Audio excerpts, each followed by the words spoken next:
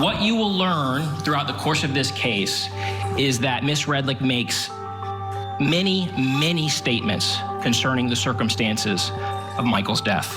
I believe my husband is deceased.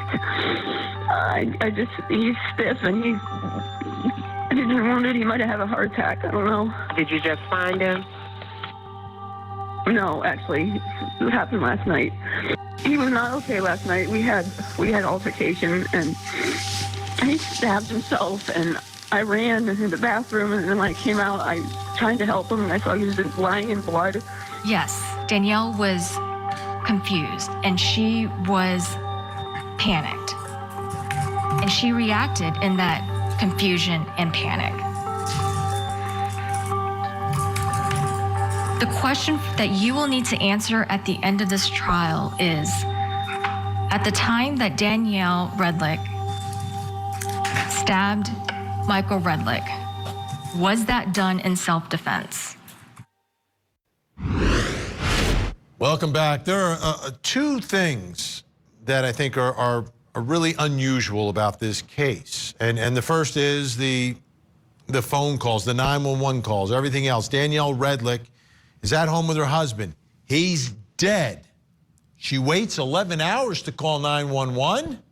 Like, after 11 hours, do you even call 911, or do you call like the non-emergency number? Like, that, to me, that's bizarre. And I think that's a fact that can be used against her. But then all these different stories. It's a heart attack. He was stabbing himself. Oh, no. Now we're at trial and it's self-defense. And it may very well be true, but it's a bizarre part of this case. The other bizarre part is the relationship and how it all started. I mean, Michael Redlick was married to Danielle's mother. Her mother passes away. Danielle ends up with her stepfather, becomes her husband, but it's not like it happens quickly and then after like a year things get really strange. No, they have like a real relationship, a real life together. They raise children together. So, you know, there's an age difference, okay, but everything else is like, seems relatively normal despite the fact that he's her stepfather and husband at the same time. Anyhow, they did have a family. I feel so bad for the kids here. Dad is dead, mom is charged with the murder, and now they've got to testify. Their daughter took the stand today. Cameras, microphones couldn't show it, but Court TV legal correspondent Julie Janae in the courtroom watching it all and reporting on it for us tonight. The prosecution ended their day with one of the most compelling witnesses of this trial so far, and that was Jadyn, the 18-year-old daughter of the victim, Michael Redlick, and the daughter of the defendant, Danielle Redlick. She showed so much poise and strength on the stand. She kept her composure, and her eye contact, or the lack thereof, it spoke volumes. Her body was completely turned towards the jury when she described her late father, Michael Redlick. And she said this on direct examination: "My dad and I were very close. We practically did everything together. He took me out on daddy-daughter dates all the time. We were very close. I told him everything."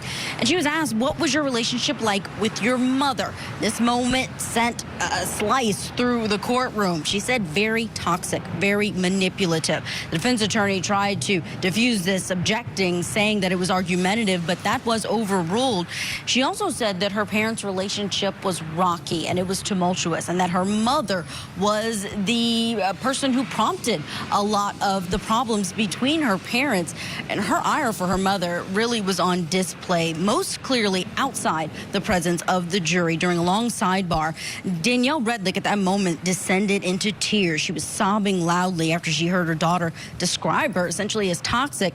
Jadyn was refusing to look her mother's way, even using her hand to block her gaze so that she wouldn't have to look at her. In that moment, which was a housekeeping moment inside of the courtroom, Prosecutor Sean Wiggins steps in very calmly and blocks the view from the defense table to the witness stand, making sure that Jadyn would not have to look at her in that emotional moment, really shielding this young witness. And he ended his direct examination with this, saying, "Did you ask her what happened to your father?"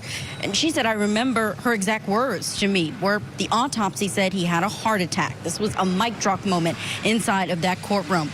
The defense highlighted in their cross-examination what happened the day before. This was January 10th, asking if he was drinking, if he seemed visibly angry. And Jadyn did agree that her father did seem angry, that he apologized later that night, and that she threw away a liquor bottle that she saw him with, trying to calm things down between her parents. It was a very quick cross-examination, and she was ushered out of that courtroom. We expect that the state is going to be resting very soon, followed by the possibility of Danielle Redlick taking the stand in her own defense.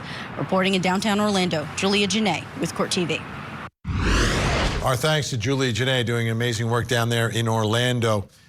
You know, most trials I've covered where one spouse is accused of killing the other, the children, whether they're young or adult children, will 99 times out of 100 be on the side of the surviving parent because they don't want to believe it. This case is different, though, because it's a self-defense case. So you've got to choose sides. You've got to choose sides. And I think the jury will pick up on this big time. Let's bring back in our think tank Al Wunsch, Darnell Crossland, Jennifer Brandt. Darnell, your thoughts about those little messages that could be sent to this jury just by the daughter's body language in that courtroom? Well, let me start by saying the only person who would know the non-emergency number for any police department will be Al Wunsch III. Secondly, I do not like the opening argument that the defense attorney presented when she said the only question that the jury is going to have to answer at the end of this trial is whether, in fact, she stabbed the victim in self-defense. She should be telling them that she stabbed them in self-defense, not asking and leaving it open for a whole journey. She should tell them right off the bat. Now, in terms of the communications from the children, I never like when they put children in the middle of these things. I don't know if the prosecution even had to go there. I think that was an unfair advantage. I'm not sure how they prepped this child, and it's just, I never like when that happens. But I do believe that if this is a credibility issue, those children are going to speak volumes to this jury in terms of who's more credible out of the mom or the dad. So I can't wait for them to build up her psychological problem, because that's what we need to be talking about, not really credibility.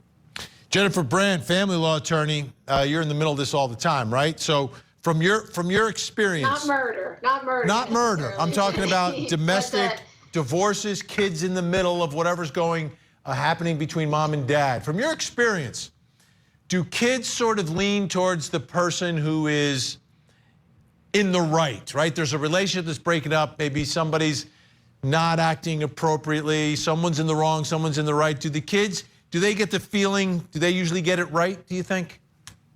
You know, Vinny, typically kids really don't want to be in the middle of it at all. And they tend to be more neutral. You know, I always tell clients, don't ever rely on your children to make your case for you, because it's not going to happen.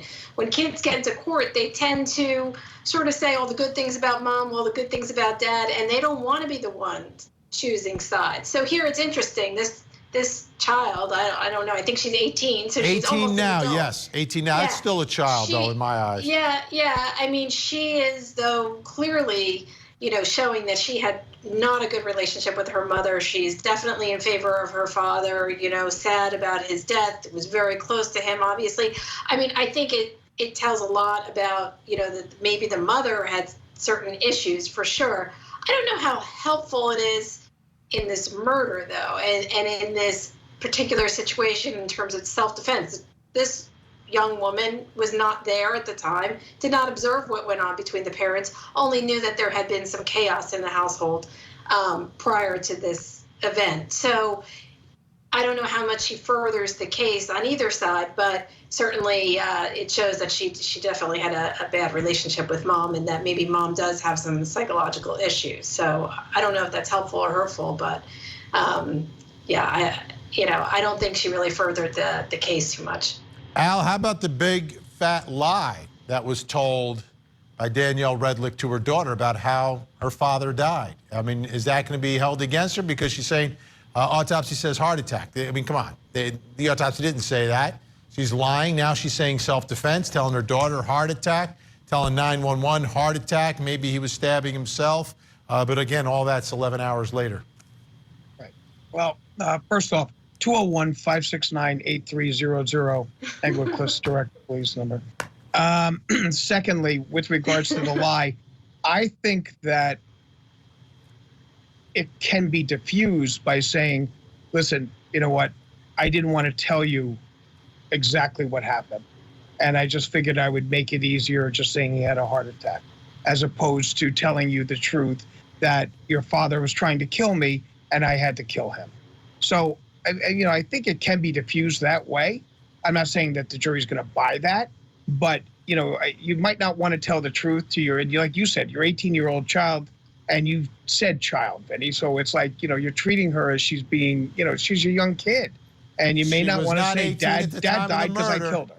Well, that's true. But what I'm saying is that dad was killed by me because he was trying to kill me. That's what you would have. Would you say that to your daughter, or just say that the autopsy said a heart attack? I just hope this situation never comes up, Al. Would I say that to my daughter? No, I don't want that situation to come up. But I know it's difficult. If she was the victim of Michael Redlick, it was a difficult spot to be in. So I get what you're saying, Al. That's why we have these folks on every week, folks. This is why we bring in Al Wunsch, Darnell Crossland, Jennifer Brandt. They do the work day in and day out.